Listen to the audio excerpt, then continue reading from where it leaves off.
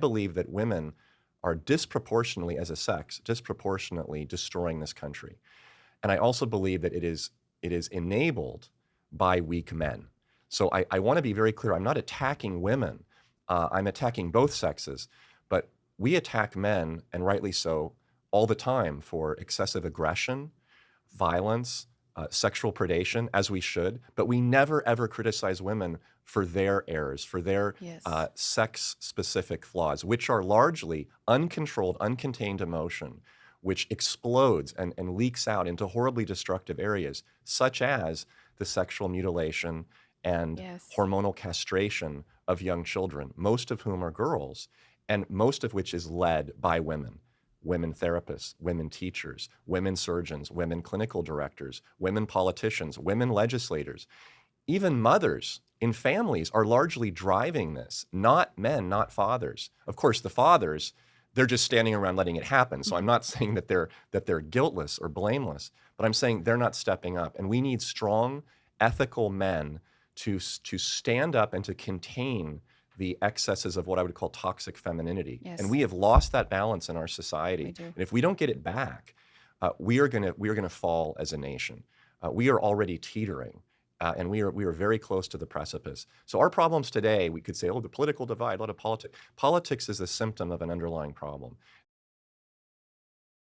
Wow, this is shout out to the content creator. I really like the way that he articulated it, his message and his viewpoint. Um all the time we hear about toxic masculinity, right? But we never hear the term of toxic femininity. And before I kind of deep dive in that, it's interesting because yes, he does say that, hey, men do have a part to play as far as when it comes to blame in this situation we're currently in.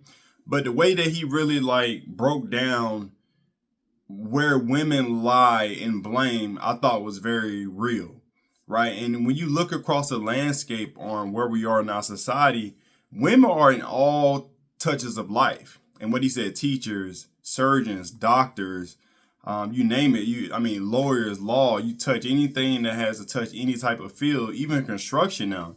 Women are in construction. They're driving trucks. Roles that we would have thought that was strictly, male dominated roles. And I'm sure there are, still roles that's out there, but largely now women touch every sector of work, every sector of society, just in the workforce, right? And in positions, like he said, even politicians, anywhere you look around, you see a woman holding a certain position. And if that is the case and where things are, then that means if the women are in those positions, that means they're making the decisions on what drives the country where. And we've seen this. A lot of men in our country have taken a back seat. And that could be a multitude of reasons. But for one, from my personal opinion, is just we've become weak, right? We've become mentally castrated, right? And sometimes physically, right? And that doesn't mean actually castrated, but meaning like we become weak as far as like us in our masculine frame when it comes to our testosterone and just how we move as men. We just have taken a back seat. And so therefore women have stepped up into that role and now are making the decisions on which way the country sways. However, I would say this, being that these type of conversations are being had, I believe the pendulum is starting to swing back, right? I believe it swung all the way to women in a situation of, all right, y'all think y'all can do it better, go ahead, right? Run this thing. Y'all drive the car now. You understand? And so now when things are looking out of control, there's a lot of chaos. We like, well, we need to take the wheel back because y'all are emotional about it. Y'all are not making sound decisions. Y'all are not making common sense decisions. It's all emotional based. And look where we are, right? Look how it's affecting our children. Look at the single baby mothers. Look at the divorce rate. Down and down and down the line we go. And again, this not all because of women to blame. I would say because of the weak man didn't either hold the balance or didn't still take the lead role. You understand? So here we are now where the pendulum is swinging back, and the conversation now is, hey, we're not talking about, you know, toxic masculinity. We're talking about toxic femininity and what's kind of evolved from our society of women taking the lead, right?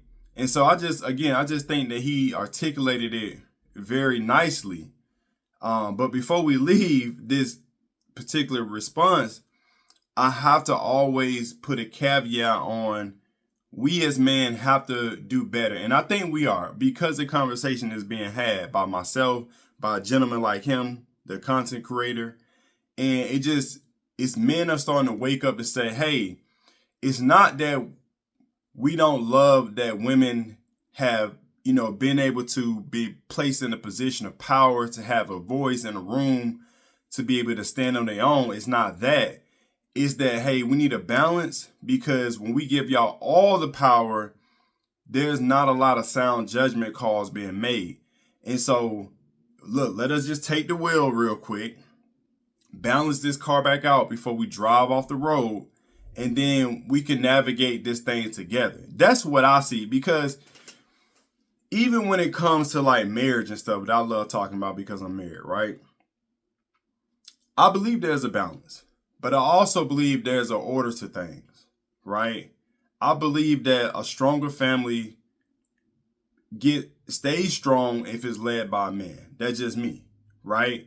And it's not to say that in a situation when a man's down, let's say he's sick, he's injured, he's out of work, that a strong woman who's behind him can't step up and take that role to lead, to keep the family afloat. I'm not saying that, because we do need strong women. We've always had strong women who's taken that mantle and been able to hold it down. They've done it for years, right? And decades. However, we have to get back to some type of normalcy. We have to get back to some type of balance, because we need each other. That's the truth of the matter. Men need women and women need men. It's a yin and yang. There's a flow to it, right? There's a balance to this thing. Just like the sun has a moon, there's up, down, left, right, in, out, happy, sad, being angry, being happy. There's a balance to things. There's a yin and a yang. And when it's unbalanced, either way, right? We've seen it when the man had all the power, how it just, a lot of egos went around. We've seen it both sides, right? But I think now, to bring it back to some normalcy, I think we have to balance this thing out. And it start by men waking up, right? And starting to redevelop themselves and reestablish themselves back as men first. Don't worry about trying to take on responsibilities to do this and do that. Take on the responsibility of controlling you first as a man. Rebuilding yourself as a man, right? Mentally, physically, and spiritually. Then everything else around you happens. The financial access happens, right? The relationships you want happen, even if it's platonic or sexually, whatever, or romantic. Those things are a side effect from you as a man bringing back that inner strength, that inner peace, right? And just waking back up to say, hey, we have to balance this thing back out. And so again, I really truly think that the conversations are being had.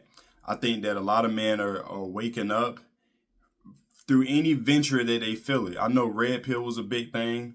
I feel like it's still a little too extreme. I understand the messenger behind it.